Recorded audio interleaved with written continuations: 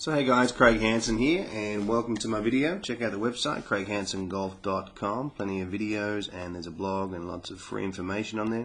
Anyone who wants to send their swing through to me, check it out. We're checking out Zach Johnson. Just won the Hyundai Tournament of Champions and this guy can play.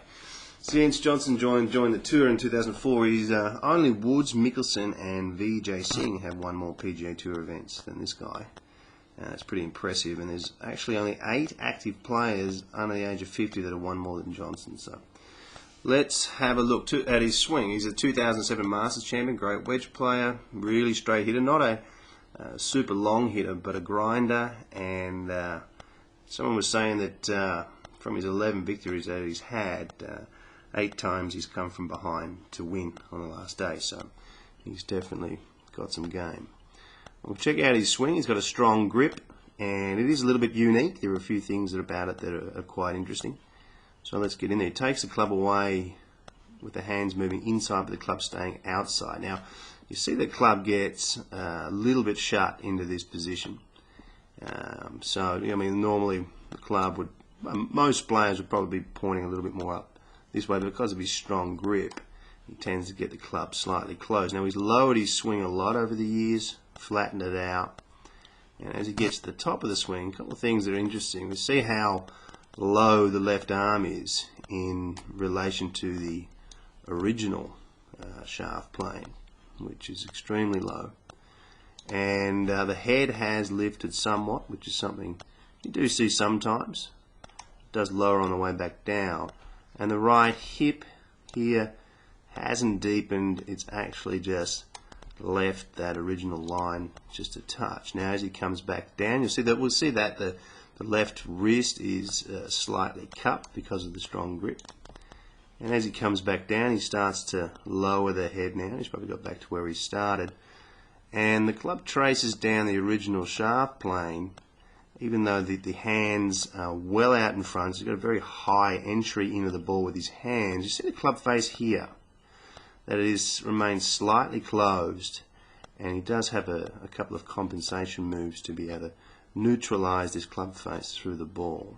Now he doesn't open up his hips all that early for someone with a closed club face, as we do often see, and as he gets into impact the head has lowered ever so slightly into here, and the shaft plane is up extremely high and at 60 degrees, and he started down at 49, 11 degrees up from where he started. So you don't often see that with a lot of the great players. You'll see them getting closer to the original shaft plane than that.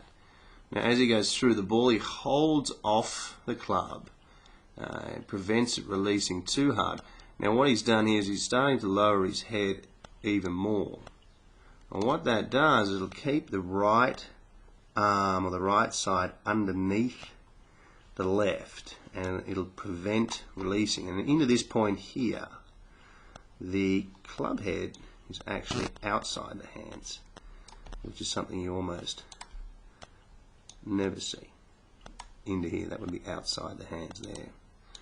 Now the head continues to lower down, and you'll see that when he comes out, you see that the back of the left hand is pointing in our direction, so you can see the logo of the glove. And the head's actually turned, which is just preventing the club from releasing because it was already closed. And we see when we get into this point here, see that the head is almost turned side on, which you'll see with quite a few players. Manasero's one, and this guy's the other one, Lee Trevino. So you'll see Lee Trevino's head movement similar to Zach Johnson's through the shot. Now for club golfers or anyone out there releasing and getting the right eye or the right side of the face lower than the left, it's actually not a bad feeling, and it does prevent hooking the ball, or it does prevent hitting the ball to the left. So anyone out there could give it a try. It's actually not a bad feeling. Now we'll check out his swing from the front, and we'll compare it to Ben Hogan, which is interesting. We'll just get this out here. Just pop a line in there and just have a look at how he goes about it here. So you'll see here as he heads back into the backswing, very short backswing, it's a nice wide takeaway, and he doesn't get back very far. You don't see that very often. You see that more from like people hitting an iron shot. The club's only back into this position here. You'll see a massive amount of lower body movement towards the target. The right elbow is an absolute mile under the left arm. And as he heads into impact, you'll see that, I just lost that line, I'll just pop that back there. You'll see a bit of head throwback. You see how much the left legs move forwards, but always the thing to look for when you're hitting a drive is to create some space between the shoulder and the wall, or this line that I've drawn up there.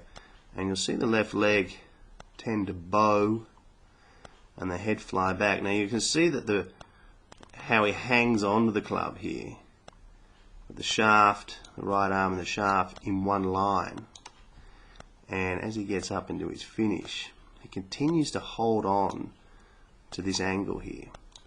And I'll just get rid of these lines, I'll just get Hogan's swing out because it is interesting. We'll just get through the ball here. You'll see Hogan had a similar move through the shot. You see how flexible both their bodies are to be able to bend yourself back into this type of reversed C position. And the right arm and the club are still almost in one line. So both players coming through. So it is from this side of the swing, it really is an unbelievable looking golf swing. Great leg work through there. The head and chest rotate through. And this guy just seems to be getting better and better. Anyway, that's Zach Johnson. Hope you enjoyed the video. See you next time.